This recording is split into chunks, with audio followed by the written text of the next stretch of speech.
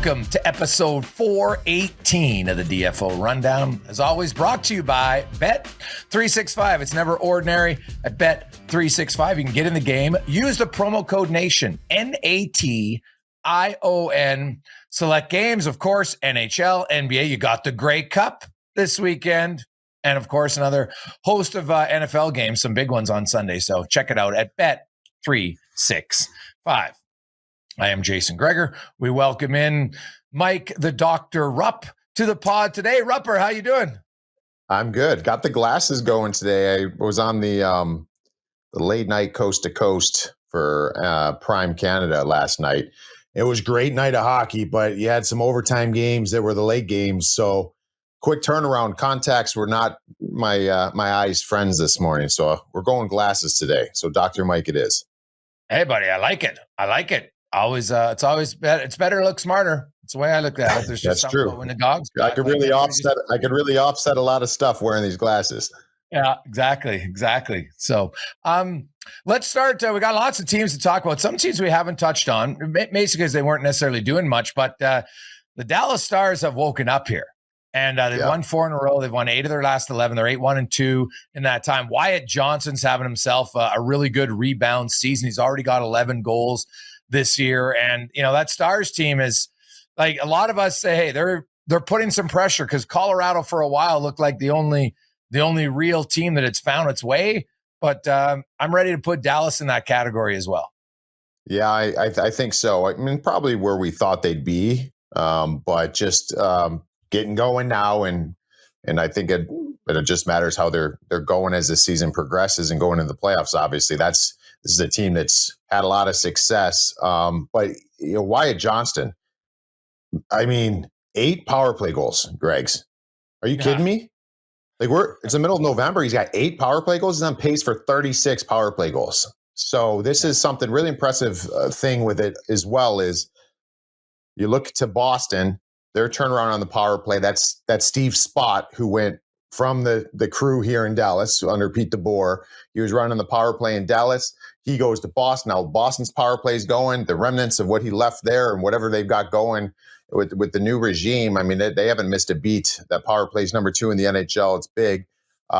Nice little honorable mention to Jason Robertson, who's starting to get some of the drop, and he looked really good last night against Montreal. He was a player that I always get this explaining this analytical category wrong, so you can help me out here, but I get the gist. I know the meaning of it. It's basically the snake bitten guys in the league. So it's something with the goals expected that don't go in, the negative goals expected, or whatever it is. Jason Robertson was leading the league. So he's been basically garnering these looks that should turn into goals. They were not. He's one of the shot leaders in the NHL, and they're starting to drop for him. So Dallas, like you said, Greg's, like, they're getting going, and their big dogs are starting to feel it too. Well, Glenn Gulutzan into Dallas for the second time for him, and he helped that Edmonton power play for many years, and so now he goes to Dallas, and suddenly their power play is 32%. Obviously, Mikko Rantanen, and they've got Wyatt Johnston. They've got skilled guys, no question, but I think you got to give Gulutzan some credit as well, because when you change and go to a new team and your PP's that improved, that's a good sign. But you're right about the goals early on for Wyatt Johnston. Right, he's got 8. Leon Draisaitl, who's one of the few guys in NHL history to score 30 power play goals. He had 32. He's right behind him with 6, and Dorofeev in Vegas. But yeah, Wyatt Johnston, like, you look at their is closing in on even 40% here lately. Like, it's gotten really hot, and it was good to start. But it's like it's almost better. Maybe it's only at 3rd. Maybe I'm missing them Pittsburgh. Maybe it's Pittsburgh that's 42 and Dallas is only 35. But either way, Dallas is red hot. And, that team, they don't have Jamie Benn yet. So that's going to be a big addition when he comes back. Not so much. He's not the top end scorer anymore, but he brings you a lot of nastiness in your side. He's got he'd be a highly skilled 3rd-line player on your team, right, at this stage of his career. Yeah. Yeah. And then I think the big thing too, he hasn't played yet, but maybe this could be good for Jamie Benn. I think he's been very effective in recent years too, but now you get him, I don't know, less wear and tear come playoff time. You want them playing, obviously, but there's still always a silver lining in it too, that if it's 20 games or wherever that is, that you don't have to put those types of miles on your body. I think that could serve them well later on. But yeah, Dallas is kind of Dallas who we thought they'd be, and they're starting to really trend in the right direction. Well, they got Rupe Hintz back. He had missed 5 games. He's a point of game player. Rantanen, Johnson, Robertson, Miro Heiskanen's hovering right around the point of game mark. So when you got 5 guys who are essentially point of game players, it makes things a lot easier. But Rantanen, Johnson, and Robertson have really started to click on that power play, all in double-digit points already. And early on, Johnson has been the trigger man. And teams will try to take it away eventually, but we've seen historically that the best power plays, even when you know it's coming, they still find ways to beat you. And Dallas is kind of entering that territory right now. So Stars fans, you know what? The Avs looked like they might have been sprinting away from it, but suddenly Dallas is like, hey, hold on. Colorado's won 5 in a row. Dallas has won 4 in a row. They're both 7-2-1 in their last 10. This is that should be a really good race at top of the Central. Watch Wyatt Johnston for the listeners. The next time they're on the power play, just watch his feet, the way he kind of tries to find those soft areas. And a lot of guys do this, but I find him to be one of the better ones, where every time that puck moves on the power play, he just takes these little shuffle steps, side steps. And it looks it looks like it's these very minuscule moves, but it's opening up that little window for him to get a shot. And that's all he needs is a little window, and he can fire it. So the puck will go goal line to half wall. He moves out 3 inches. Like, it's that little. He moves out, and it's just enough to get out of the reach. Like, he knows where that little pocket is and wherever that puck moves. And it's funny to watch him in regards to comparing where the penalty killers are. He's always in that right spot. Like, those guys aren't even watching him. He knows exactly where to slide. It's kind of an art, and he's been very successful with it. Yeah, and the other team in the West that no one's really talking about, but just very quietly, kind of unassuming, which seems to be their team, the LA Kings, 8-2-2 in their last 12 games. That's tied for the best record in the NHL over that time, basically since October 19th. We're coming up on a full month. Adrian Kempe's playing well. Byfield's got 16 points. Corey Perry's got 7 goals at 40 years of age, for goodness sakes. And, obviously, their goals against has really come down here after some rough games early on. And you know what? There's a lot of people that, question the Kings' moves in the offseason. And I know that in LA, because they've been a first round exit every year, always to Edmonton, that people are like, well, hey, they got to do something in the playoffs. But the Kings right now, man, like, their moves that they've made are starting to pay off. Corey Perry, I'll be honest, Rupper, and I know he had a great year last year at 39 and 19 goals, and then he scored 8 more in the playoffs. I'm like, geez, LA kind of gave him a little bit of a hefty bonus and even a base salary that I thought was higher. But right now, you know what, Ken Holland going with the older guys, and it's paid off. I know it's early, but the LA Kings they've really been rolling here as of late, and are slowly reeling in the Anaheim Ducks. And it really surprised me. You and I have spoken at the start of the season, and maybe I came down a little too hard on them, but I was thinking that they're in big trouble. They're in big trouble because they seem to lose their fastball on their defensive play. And you mentioned that's picked up. It's got to. Like that's their bread and butter. The LA Kings have to be a top end defensive team and eliminate opportunities. I just don't think they score enough goals. They got a talented group. I mean, Kevin Fiala's having a pretty good start to his season. I think that's huge. He's probably one of the streakier guys in the league. And you mentioned yes, thank you. Byfield had a great one. What a winner he had last night. But Adrian Kempe, the way he's got 19 points. So they've got some guys. It's just about the depth scoring, and Corey Perry's been really good. So this is a team that surprised me. I didn't think they'd be where they're at, and it really throws a wrench into the Pacific, because I think I said it every show we've done so far. I thought the Pacific was some way, shape, or form going to be Vegas, Edmonton, LA in the top 3. That's the order I thought it would be. Seattle, Seattle had a good start, then they looked like they were slipping a little bit. Now they're looking like they're playing better again. And it's the LA Kings are that team that I thought it was open for Anaheim because of LA. Now all of a sudden, I mean, this could be that great rivalry getting going once again, because I'm not sure if both teams will make it in the playoffs, but it'll be interesting to see if they go head to head down the stretch. And those could be really big games. Well, you mentioned the Kings, and their culture has always been defensive hockey. Well, no surprise, they've got the best goals against average in the NHL in that over the last 12 games at 2.42. They've you know what, they got it off to a rough start in their first 6 games defensively. Way kind of out of character for them, but they've closed the door. Last night they kind of won a little bit with offense coming back from Toronto. They're down 2-0, and then they absolutely dominated that game.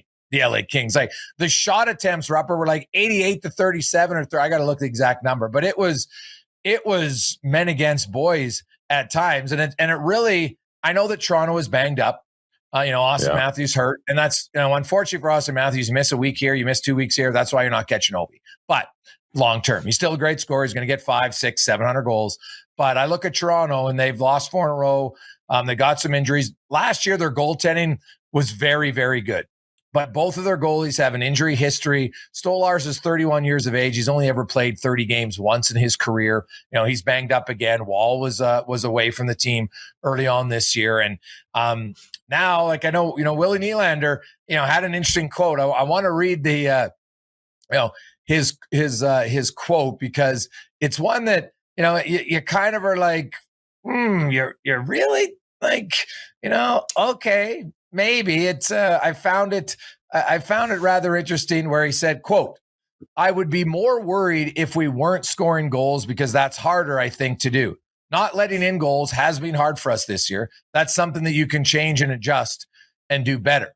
And I kind of agree with him. I do think at times, scoring consistently is harder to do, but playing sound defense is more of a commitment to do. You need the skill to score goals, but you need the commitment to play defense, right? And Nylander's been one of their best players. He's played really well for Toronto, and they are scoring, but man, they are leaking goals all over the place.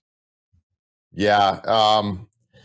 This is one that I originally saw it, and I didn't want to jump the gun on it. So I went into the file and the media scrum and watched the whole, the whole clip, and wanted to get full context. And it wasn't that bad what he said, but I just think that it's the jerk in me. The jerk in me wants to be like, if it's that easy, why don't you do it? I mean, that's my first thing, because he doesn't. Yeah, he's an elite talent. He doesn't exude energy on the defensive side. So I don't know if a guy that's supposed to be one of your leaders, like, I just don't love that that's put out there. It's an excuse. It's a bunch of different things. But also, this is what it got me more, and it's not even about necessarily Willie. He went on, when I looked at the full clip, to basically say, we will make adjustments. You can always make adjustments, I'm paraphrasing, you can always make adjustments on the defensive side. There's no adjustment that can help you win 50-50 puck battles, and they're not winning them. They're getting outworked. So I think that that's a way to. It's almost like we'll figure. It's almost like we'll figure it out. It's the scheme. We just got to come up with a better. No, you guys got to compete more. And I'm not putting that on Willie. He's got another level on that side of the puck for sure. We already said that. It's everybody, man. This is supposed to be a grittier team. They're losing puck battles more now than they ever have. So to me, that's the one that I'm just like, I get what he's saying, and he's not wrong. Scoring is very difficult in the National Hockey League. That's why guys like me and many guys, you can't score at will. It's hard, but defense is a choice, and it's a choice that they're not making right now. And that's, I think, the frustrating thing watching them. Well, if you go back, one stat I always look at that I think is the most telling is simply goals against, Rupper. And if you want to be a playoff team, you usually have to be in the top half of the league in goals against. So I'm going to read you the teams last year who were in the bottom 10 of goals against in the NHL. San Jose gave up the most. Then Chicago, Pittsburgh, Buffalo, Philadelphia, Nashville, Boston, Columbus, Seattle, Montreal. So there, Montreal was 10th. Now they did, and they were tied with Anaheim. They made the playoffs. They had 91 points, so kind of like a squeak-in playoff team. Then Anaheim, Detroit, the Islanders, the Rangers, Vancouver, Utah. That was the bottom half. There's only one team in the playoffs last year who was in the bottom half of goals against.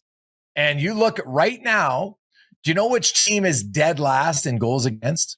The Toronto Maple Leafs. 3.83 goals against per game. Then St. Louis, Nashville, Ottawa's right up there. They're playing well. Buffalo, Vancouver, Edmonton's got to reduce their goals against. Montreal's have really started to creep up. And then you look at the other end.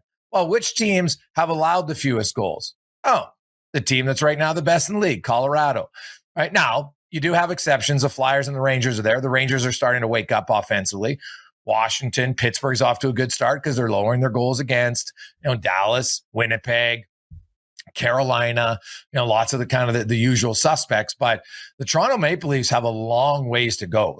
I agree with you. You can't just say, you can say, hey, guess what? We got to be better defensively. Well, that's great. You can say it till you're blue in the face. You got to do it. And it's a willingness to do it. And it's where the most consistent you have to be in your game is the small plays. Like Edmonton's a mediocre team right now because they give up too much. And Toronto, the way they are, 8-2, is because they're giving up the most, right? Their goaltending has been banged up and not consistent, but their team defense, man, like last night, you could have put Hasek and Brodeur in goal together and they might have lost. Yeah. I mean, that's the tough part. And it's in that game too, not getting any offensive pressure, not getting shots. Like it was, what was it? I think they were at like a ridiculous number, I think, going into the third period shots wise. So they weren't able to really push back the other way. It was, I mean, they started that game with some quick goals on not many shots. So it feels like in those moments that, all right, let's dig in here defensively. We've got the game. We're up 2-0. And that's just an area that, I don't know, just go back to the Willie thing. And the last thing is just like, I just don't know if that's the right message. You're a leader on this team, and it just feels like we'll be fine. All you have to say is, you could even say scoring's harder, but we got to be better defensively. It was just like, no, we'll make adjustments. I don't know. They're not looking like themselves. They're losing puck battles. These are things that are concerning to me. 100%. And well, the Maple Leafs, you're right. They had 4 shots in the first period and had 2 goals. Yeah. Which is a great start for them. But they had 4 shots in the second period.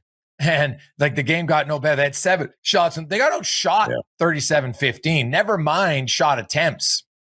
Right? Like it was now I know they're banged up. And so, some Leafs fans are going to say, well, it's because they're banged up. Well, injuries happen to lots of teams. And usually, okay, if you're banged up, that's when you have to commit to say, guys, we're going to have to try to win 3-2. Or shouldn't it look a certain way? It should look a certain way, right? Like if you go back and you say, oh, team X is banged up, you would expect there to be a better conscious effort defensively or just even work ethic wise. So, I mean, couple that with, I thought you were being nice talking about the goaltending has stunk this year. And I'm a big Anthony Stolarz guy. I'm a big Stolarz guy. He has not been good. He's not been good. And this is a tandem last year that was the best tandem in the National Hockey League. So if your defensive play or the effort's not there and your goaltending is struggling pretty mightily, that's a tough spot to be in. Oh, God, yeah. No. Stolarz has an 884 in 13 starts. They had Caden Primo, then they lost him when they sent him back down. Now Justin Wall hasn't played yet. So, and we know that there's, some personal reasons off the ice there. So, they're probably waiting for him. Hildeby has started 2 games and at least now that's because last night he had to, face a lot of shots and then ultimately still allowed 4 goals in 37. So still below 900, but his goals against is 3.81. Cause I look at goals against sometimes more than I do at save percentage. Save percentage now can be skewed a bit because there's fewer shots. It doesn't mean there's fewer chances. There's just fewer shots. And Toronto's giving up a lot of chances. Their goalie isn't making as many key saves as they made last year. And that's just a terrible, because the funny thing is, Rupper, the only thing Nylander was right about is like they do score. They got the 4th most goals in the league, but they've given up the most goals in the league. So, hey, if you like entertaining hockey, right, take the over when Toronto's playing. I guess that's the one thing we can learn. And they're not the only team, though, right now that's struggling after a good start. The Montreal Canadiens, I said at the start of the year, my concern with the Habs would be their defensive play. And their first 8 games, they only allowed 21 goals. That was pretty solid. But since then, in their last 9 games, they've allowed 37 goals. They got dominated yesterday by Dallas, who is rolling, but it was 7-0. And the Habs, they got a lot of those overtime wins earlier. Cole Caulfield scoring lots of goals in overtime. Nick Suzuki, same thing. But I look at Montreal, and they're kind of what I thought they'd be. They're a high event team. You look at their goals for, and is equal to their goals against. Their power play is good. Their penalty kill is just below average at 17th in the league. To me, though, the last 9 games is where the red flags come out. 30, you're giving up 4 goals a game over a 9-game stretch. And what do you make of Dobish? You know what? We had the emotional press conference, and then he plays his first, and he got lit up last night. Yeah, no, it's tough. So he has those comments. And this was kind of wild because I remember thinking to myself, so they lose the game to the Devils in overtime, and Dobish was fine. I mean, he's been playing. He was playing really good for them. So I think I was kind of caught off guard with the comments, but it also feels like just a lot of weight on his shoulders that he's feeling. And we started kind of looking at. I remember last year had a similar start. I think he was 5-0 last year, and it was wild if you think about it. He had an overtime loss to the Devils, and then things kind of went sideways for him and the team. I'm not pinning this on Jakub Dobish, but I wonder if in his mind he's just like, all right, like you get these certain feelings as a player. Sometimes I never played goal, so I'm not going to pretend I did. But you have these certain moments. Sometimes for me, it was a building. That I remember back to last year, that's where things started turning for me in a bad way, or maybe against somebody in particular. And it's hard to get that out of your mind, and that's important to do. But I just think that you go after that game. I'm pretty sure they went Montembeault for 2 games, so it was almost like get Dobish's mind right. Go back against the Dallas Stars, and it just stinks because it's one of those things. If we're talking about it, they know inside that room, like, protect the kid a little bit here, and nobody had it last night. And it was against a really good team. We've established that already. So I'm not trying to say that but Rupper, it was bad. It was seven goals against on 19 shots. Yeah. Right. So I just. That the defensive play was something that I thought high event hockey is never good in the National Hockey League. No coach likes it. I love watching it. I'll watch it every day of the week because it's great hockey. I mean, you get an opportunity to watch Montreal Canadiens, even that game, even though it's 7-0, pretty good plays, see some talent, probably all coming from the one side in Dallas, but it's fun to watch. It's not sustainable over 82 games.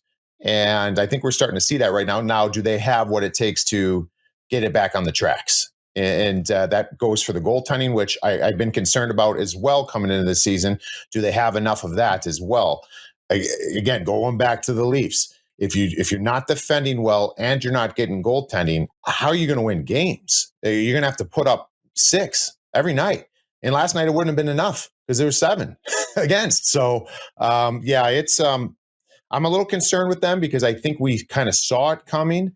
But we'll see what they're made of. I mean, if they're the real deal, they're going to have to stop this bleeding here soon. But I think you got to help your goaltenders out. But they also got to start getting some saves at the right time. Well, like I looked at last night, and I didn't watch the whole game, but I watched the highlights and I watched the plays, and I did watch a good stretch of the second period. And I'm telling you, it wasn't high event hockey in the second period. Dallas had 8 shots, Montreal had 3. In the first period, like Dallas didn't have double-digit shots in any period. I think they went 5, 8, and 6. And Montreal had 14 shots in the first, and they were trailing. Yeah. And then after that, they only had 10. But, Dobish allowed 5 goals on 13 shots. Montembeault came in for the third, and he allowed 2 goals on 6 shots. And so I'm not blaming the goalie. I do think the goalies could have made a few more saves, no question. But this, it's more the fact that, like I look at Dobish, first 4 starts, he allowed 6 goals. Last 4 starts, he's allowed 15 goals. It's a combination of they were getting really good goaltending early, and they're giving up some chances. And then, like last night, they're not getting the key saves that they were getting early on. Right now, Dallas, they had some nice shots. I thought Montreal, especially the Lindell goal, that just kind of broke down. And when you have a defenseman wide open in the low slot, like right in between the hash marks, that's kind of rare. So I look at Montreal, and they're kind of coming back to who I thought they'd be. I think they're going to compete for a wild card spot, Rupper, but they're going to have to they need more. They got to get their goaltenders back to where they were early, and they might, because Montembeault is not going to be as bad as he was to start the year. I think he'll get better, but they've started to leak goals a lot, and they didn't give up a lot of shots last night, but man, did they give up a lot of good chances. They did. And I mean, it's they are and have been the kind of the talk of the league to start this season, and they'd earned it and they deserve it. So this is a big test for them. I think there's been question marks in certain areas. Now this is their opportunity to answer it, but last night was a rough one for sure. Now, moving over to another team that it's been a rough year for them. And, the Vultures are probably circling Rupper, but, I've looked at it. We talked about it, a lot about the need to have high-end picks to ultimately get better, right? Like you look at Chicago and Anaheim and San Jose and who's leading their team? Young kids who are high picks. Now they haven't made it anywhere yet, but there's hope that the future is going in the right direction. The Preds don't really have that. And the Preds are older and it's not working. Like they opted a few summers ago, we're going to free agency. We're going to get some old guys, Steven Stamkos, Marchessault, and it hasn't worked. Roman Jossi's not going to play in Sweden. I'm sure he's very disappointed in that just because it's in Europe, but he's out. You're the Predators. How deep of a sell-off, and how do you have to convince your owner to say, okay, if we're going to sell off here, then we're going to have to eat some salary. Steven Stamkos has 2 years left after this. Saros has a lot of years left after this. Is your owner going to be willing to say, because if you're going to do a rebuild correctly, paying even $2.5 million of Stamkos's $8 million salary really doesn't hurt you, because you're not going to be a cap team anyway. Right. And you're not going to compete, but that's going to maybe allow you to get some better assets for the future. How deep of a sell-off do you think they need to do in Nashville? That's a great question. Because I mean, how deep, if you're going to go in, I think a lot of people probably think the proper way of doing it is to really dial it back and move forward with the picks and try to really reestablish yourself as an organization long-term. What does that mean for like a Phil Forsberg? I mean, you got Forsberg, who he's still a really good player. He's under contract through 29-30 at 8.5. So like, even if you do it, do you hang on to some of those guys? Like, do you hang on? How much is down to the studs? Is it literally getting rid of all the studs? That's the big question. But your thing with Stamkos and a lot of these situations, no move clause, I don't know, but I would have to assume that Steven Stamkos would welcome that, because it just doesn't feel like the fit. You got guys, some interesting guys, a lot of role-playing guys that I think are really intriguing for other teams. Michael Bunting. I like Michael Bunting. I think he could be a player in the playoffs that could really help a team. He plays an antagonistic, a little bit of a heavy game at times. Eric Holla. You've got some nice options here, even outside of like a Stammer. But yeah, this has been it's been tough. I think you got the game. What time's that game? That game's like starting pretty much pretty soon here with the Penguins. I didn't know. It was funny because the way that game went at MSG right before Nashville went over to Sweden, I was thinking to myself, do you make changes before you hop on the plane to go over there? Or like what's happening? Like, something's got to give here. And if they don't have success in Sweden, I think by the time they get back to North America, probably going to see some things happening. So yeah, to answer your question, they got to. I think you got to strip it down. I don't know where the direction is. I don't know who they are. Watch their games. There's no identity who they are. Seems like a bunch of miscast. it's kind of a mess there in Nashville right now. Oh God. Like I look at Saros, and I know a lot of people automatically say, hey, which is a team that needs a goalie? Well, it's Edmonton. But UC Saros is 30. Do they want a goalie who they're committed to until 2033? I don't know. So that that's a challenge. How much of his cap hit are they going to want to eat? Now, if they're going to eat 50%, well, that's a lot different, right? Because now you're saying, well, we get a guy at 3.75 or 3.8, whatever it would be. You know what? You'd consider that. But, Stamkos for sure. But if I'm the Preds, I look and say, hey, you guys, we're not trading you to only the place that you want so we get the lowest return. It's not going to work, right? You can't have it both ways. That's going to be the challenge for Nashville and their management team, is to say, okay, hey, some of you veterans, you want to go to a better place, great. But you're not going to get to handpick the team, because the minute you handpick the team, now our return becomes way less. So yeah, hey, you want to see 100%. Yeah, it's how does but no, it can't be both. But you even think back to kind of the way that Ryan McDonagh deal went at that time. And I don't know the full details of it, but from what I've gathered, it was Ryan McDonagh wanted to get back to Tampa. And it was a tough spot. And I give them a ton of credit for, I think you garner a lot of street cred amongst the players when you do a solid. It's not about doing solids anymore. Do a solid for the organization. And because I don't understand. You can have new guys come to an organization and it just not being a fit, and the organization still losing or struggling. But the fact that everyone that goes there looks like a shell of what they used to be, and not very long ago. I don't understand or can't fathom why that's the case. Jonathan Marchessault doesn't look like the same player. Steven Stamkos doesn't look like the same player. Brady Shea doesn't look like the same player. That's concerning. I don't understand what the problem is with some of whatever's going on in the new bodies coming into Nashville. So there's a lot. There's a lot to unpack there with the Nashville Predators, and it just stinks because that's such an awesome market. Such an awesome market, tough place to play. They need to get the arena back to that down in Nashville, and it might be some time if they strip it down until it gets there. Oh, I am I'm very intrigued to see. Now, Stamkos, I guess the advantage of the last 2 years of his deal, his base is basically 5 and then 4.7. So he's 7 million and 6.7. So there's less cash in the latter years of that deal, right? Because he got 9.5 the first year and 8.7 the second year. So there is that factor too. You might eat cap hit, but you're actually paying less in actual cash too. So I'm fascinated to see what Nashville does, because I felt like a few years ago, they're like, hey, you know what? We got Saros, we got Forsberg, Yossi. We're going to keep trying to battle here. And obviously, and that's fine. You make a choice, but if the choice hasn't worked, it's clearly the wrong choice. And the right decision is usually the hardest decision. And Nashville's a really good hockey market. The fans love it there.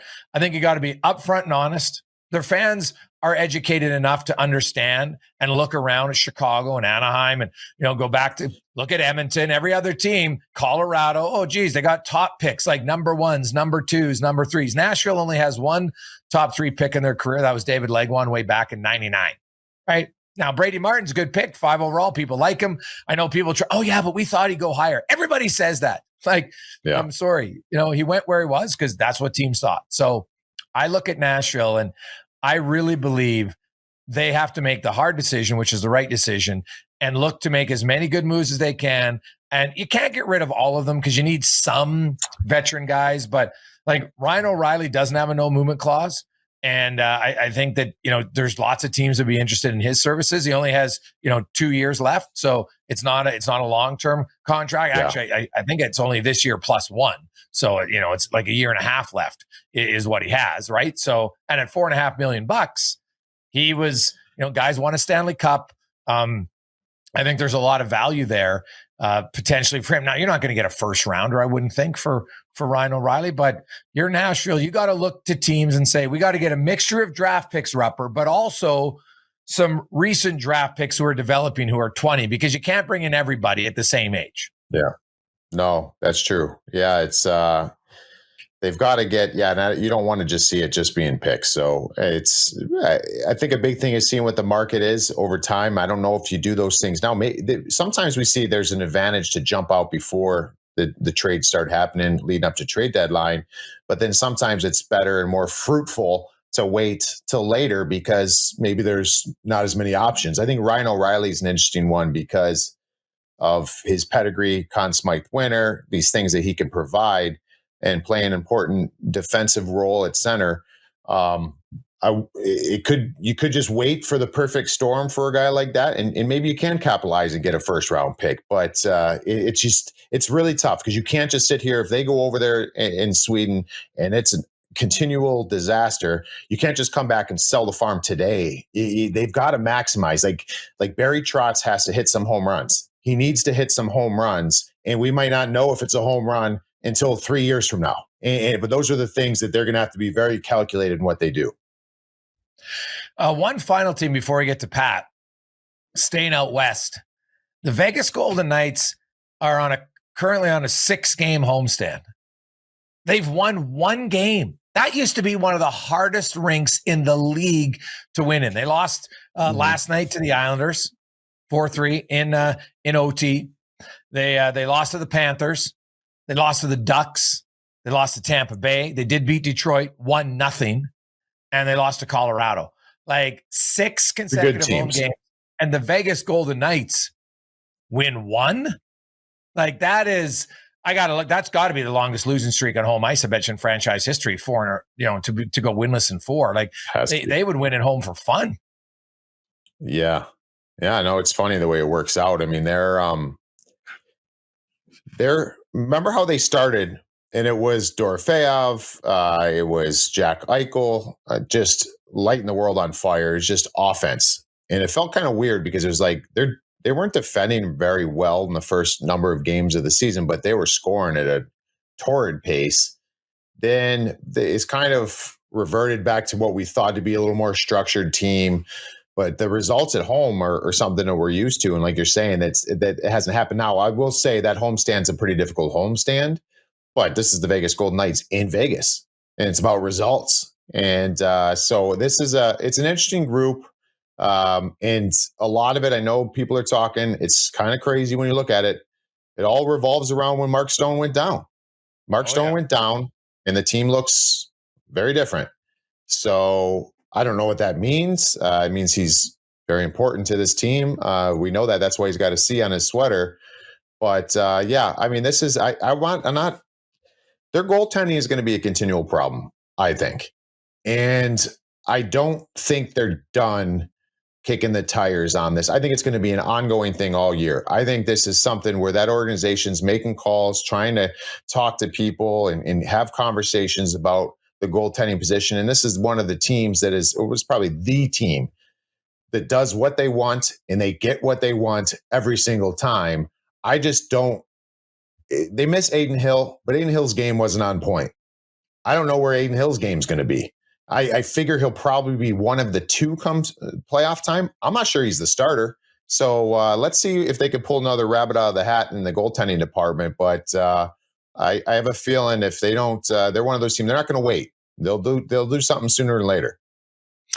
Well, you look at Akira Schmid and Carl Lindbaum because Hill is out, and obviously Carter Hart's not eligible to play here for another 17 days.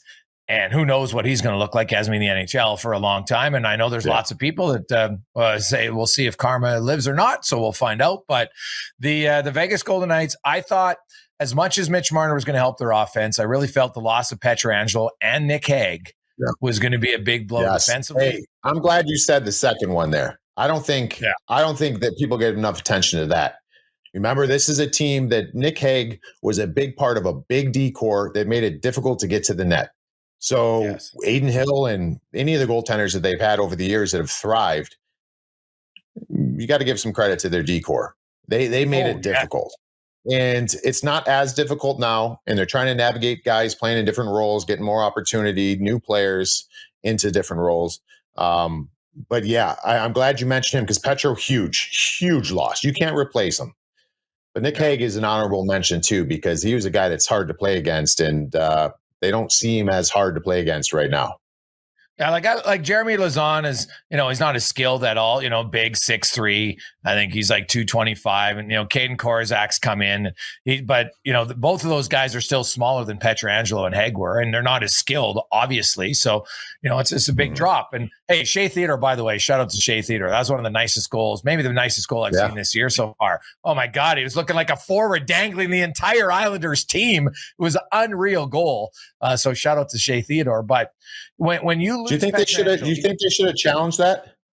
Do you think they should challenge? Because he kind of like pushed Sorokin's leg in, and there's no challenge on that play by the Islanders. I don't know. It's he kind of goes to the net, but I kind of liked the no challenge because Theodore's coming in, and sometimes when we see players push the goalie's pad over the line, you're going to say, oh, that's not going to count. That's going to come back. But very rarely do you see one like this where it wasn't a stopped puck. Like the puck wasn't stopped at the leg and then shoved the leg in. This was all like one continuous motion. Yeah. So I feel like Shea Theodore's got the right of way. If you want to just shovel this thing all the way in the net in one motion, by all means do it. So, it was an interesting one. I know a lot of people thought that should have been challenged.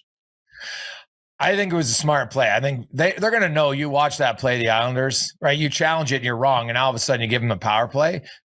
Because I thought it was continual motion. And usually my understanding of the rule is if the puck is off of the pad and that's when you push it, it's okay. But if it's against the pad, that's like you're pushing both in at once. And so I think they would have deemed it that the puck was off the pad, which it was. He's coming in, he's deking, it's just kind of falling through. So I thought that was a smart non-challenge. But that was a ridiculous play, man. Shea Weber was looking like he was just doing one of the best offensive forwards we've seen, just dangling everybody. You don't see guys dance through, like McKinnon does it. Obviously, McDavid does it every now and then, but you don't see guys dance around 4 NHL players very often. No, and it's his. A lot of the defensemen, I find it's like they're stop and go and change of speed. It's like McKinnon and speed. I think there's not many defensemen that are like just do it like that. It's more get a little lateral move, stop, cut back. It's impressive. It really is. Oh, God, very impressive. Let's bring in Pat Puff. Pat, good Friday morning to you, my man. Yep, Friday, feeling good so far. We'll jump right into it. Fill in the blanks. Presentation of Bet365, whatever your bet is. It's never ordinary at Bet365. Download the app, get in on the game, use code NATION. Bet365 must be 19 or older. Let's take a look right now at the Jack Adams. Now, we talked about how good the Ducks have been this season. They've made a few changes, mainly getting rid of Zegas to the Flyers. But one of their big ads this summer, Joe Quenneville, he's skyrocketed to the top of the Jack Adams Award. And I'm just curious, is there anyone on this list, fill in the blank, that could challenge him for this Jack Adams Award so far? It seems kind of like a no-brainer. What do you think, Gregs? Well, I know it seems a lot of people think the only good coaching is when you take an average team and suddenly they're better. Well, they've changed players. Their young guys are better, right? Like, did Joe Quenneville suddenly make Leo Carlsson have more skill? Like, I'm not sold. I think he's done a great job. Don't get me wrong.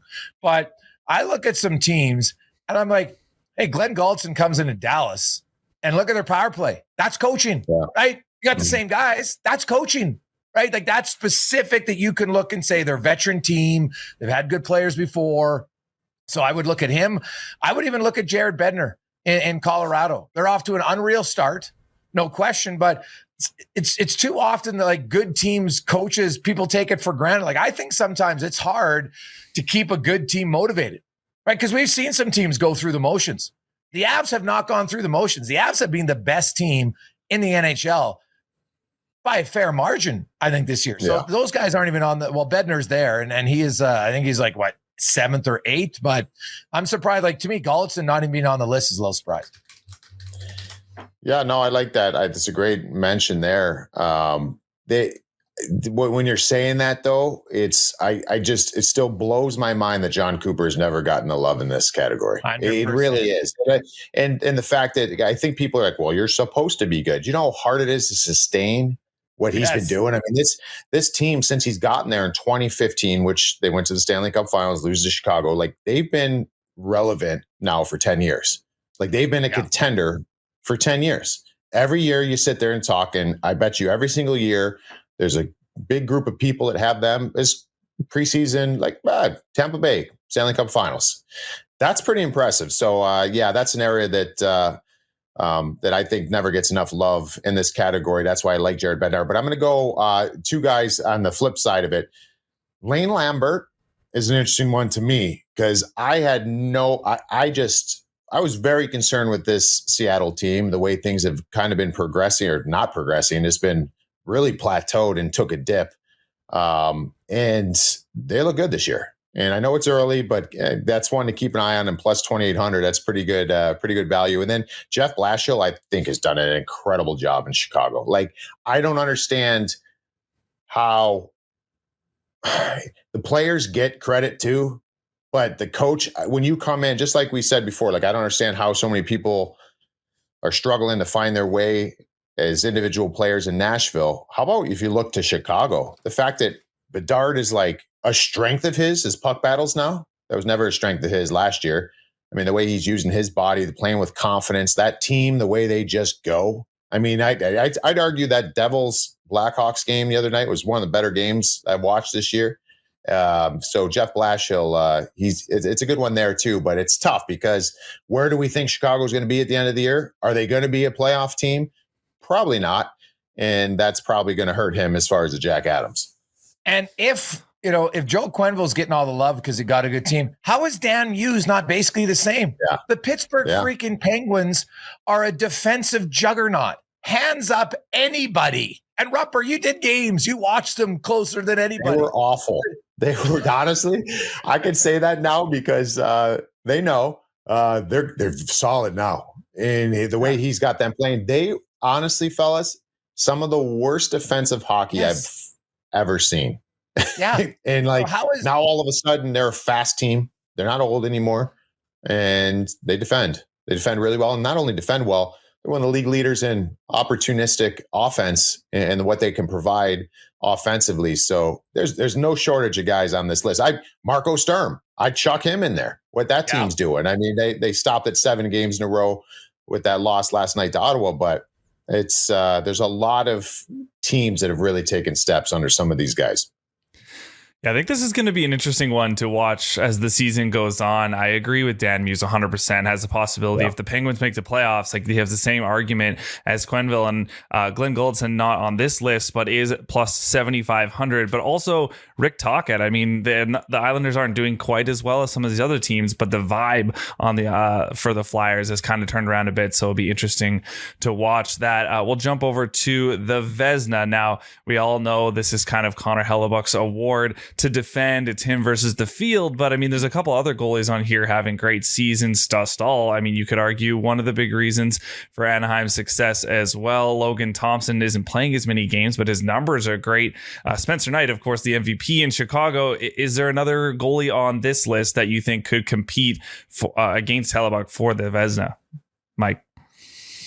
I'll go with Shesterkin. I know it's one of the favorites. But if this Ranger team can turn it around, let's say they turn it around and they're a playoff team, which I think they will be. I mean, Igor Shesterkin's going to be right in that conversation. So I think he's been fantastic, especially going through those hardships of what the team was going through at home.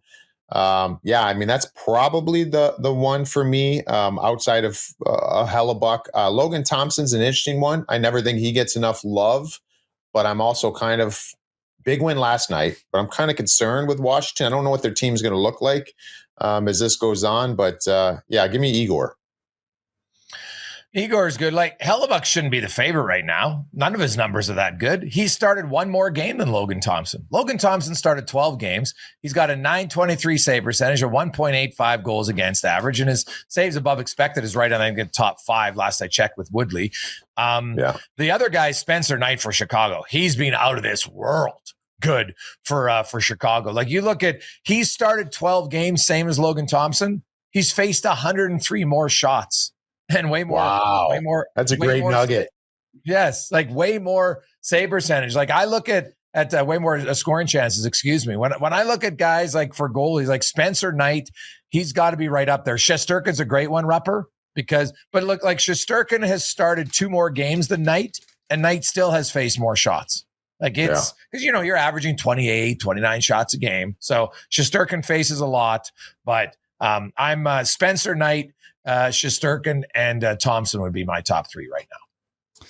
Yeah, I think that's completely fair. I like Jake Ottinger's numbers aren't great right now, but I'm personally a believer of him. And I agree, Logan Thompson, one of my favorite goalies, but I mean, just it kind of depends on how Washington does from here. So now the last one I have for you, Gavin McKenna. The sweepstakes are in full swing. We can assume the Predators and the Flames are going to be front runners. Buffalo, St. Louis hanging around, but fill in the blank. The team you would love to see Gavin McKenna go to the most. I mean, Calgary would be interesting. Connor versus Gavin in Alberta, but which team, which fan base deserves Gavin McKenna the most at this point? Deserve, we could have a whole conversation about that.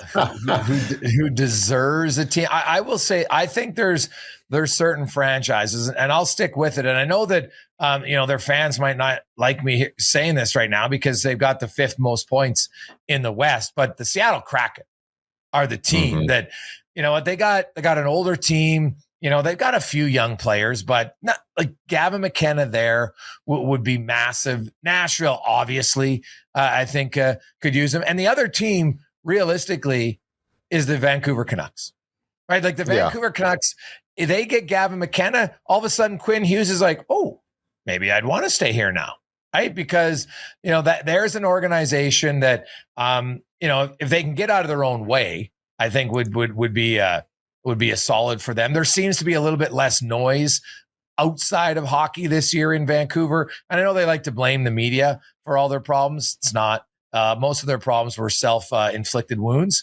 But I would say those three teams, for different reasons, are the three that could really benefit. Now, Calgary's the other obvious one because they've never had even a top three pick. Calgary's the one probably that I would lean to the most, just for those reasons you mentioned. And I just I do love Canadian markets getting the number one pick. It just hits differently. It feels a certain way. And I want, now that you've had a number of them over the years, let's give the ones that haven't had it and keep it a rough route up there in Canada as far as these teams. One that I don't think is going to have extremely high odds of winning a lottery, and I don't know where their season's going to go, but could really, really use this, Minnesota Wild. Minnesota's an interesting one just because probably more so their fan base, like they need it. I mean, Bill Guerin's had this task for a while, finding a center, and I think he's learning. Can't just find top-end centers. You can't find top-end talent, just kick it around this league with no problem. And Vegas may argue that because they make some of those big moves and get Jack Eichel back a few years ago. But I don't know. That's one for me that I kind of would like to see if it's not a Canadian market.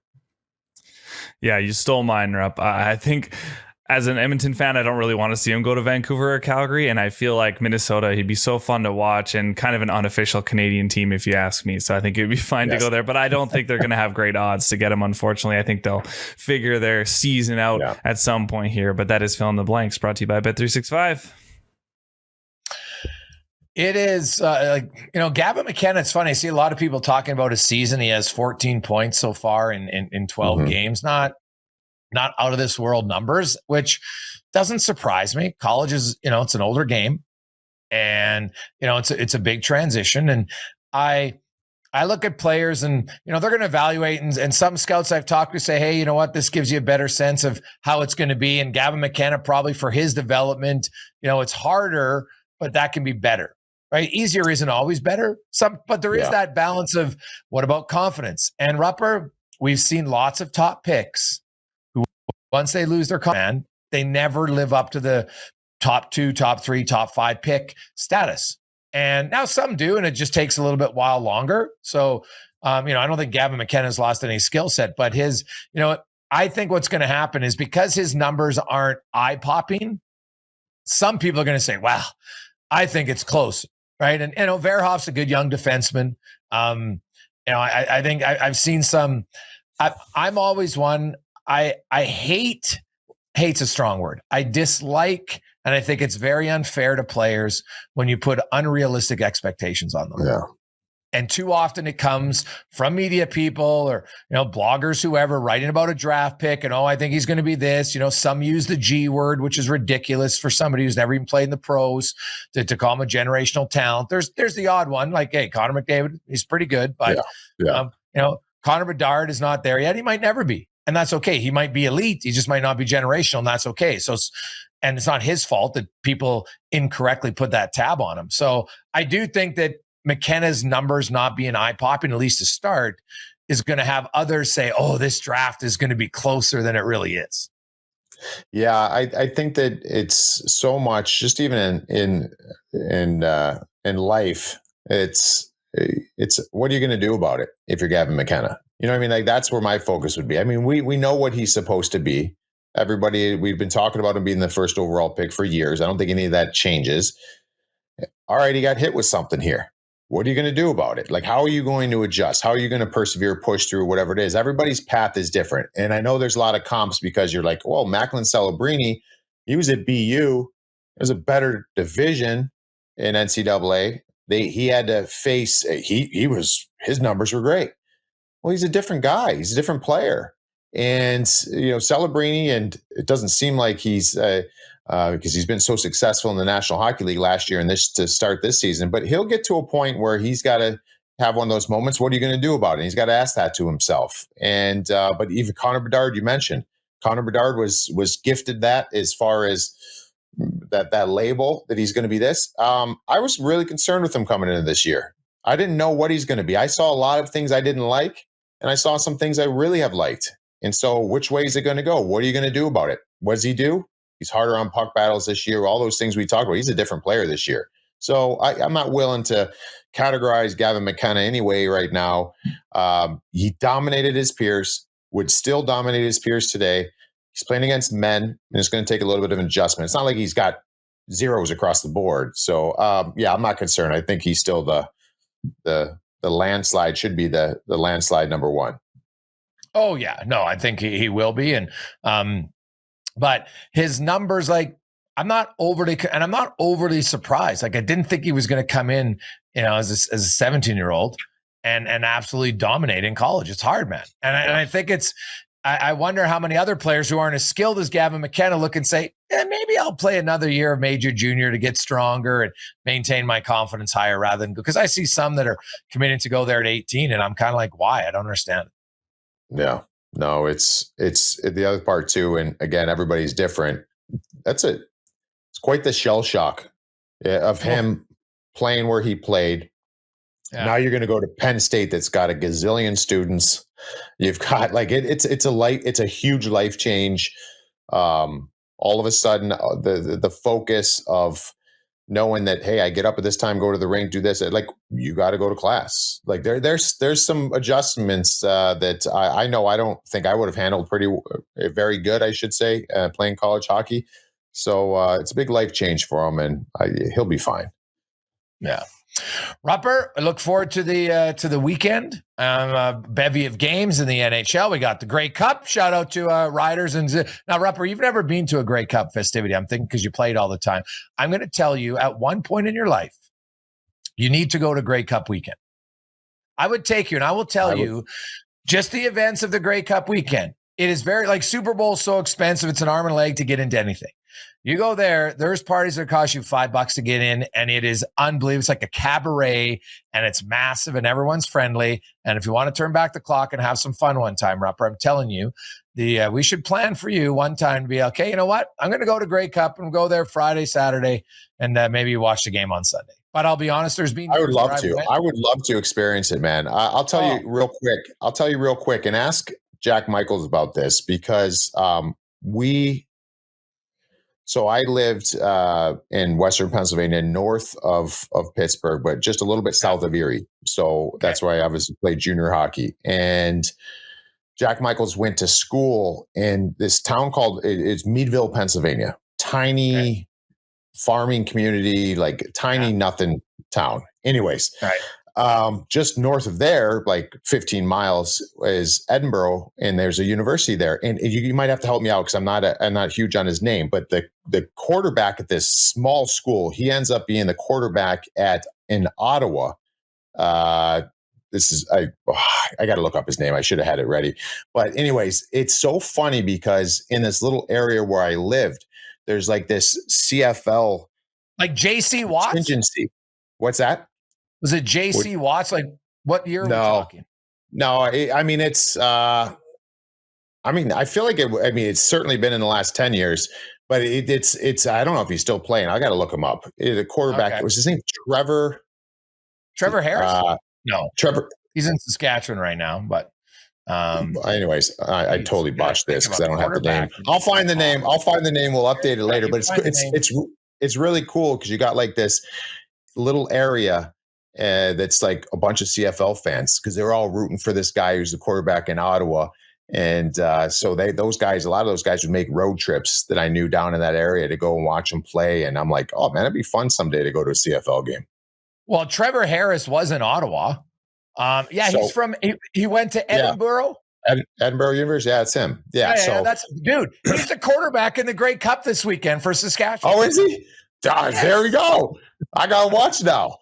That's like it comes full circle. Yeah, no, that's him, and he was. It's super. It's just funny because you're in an NFL country. You're in an area where there's Steeler fans, Browns fans, Bills fans, and then there's like.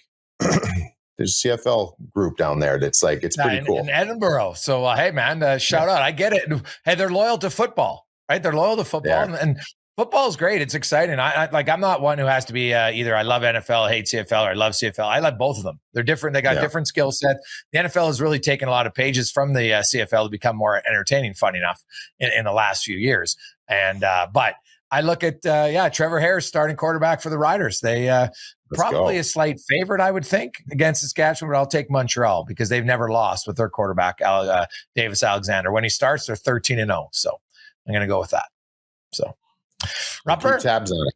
I learned about Edinburgh today, so it's always good to learn something new. That's always great. That's what you do. Hopefully you learned something on the Rundown. Listeners, thanks for listening. Thanks for watching. We will be back next week. That's the Rundown brought to you by Bet365.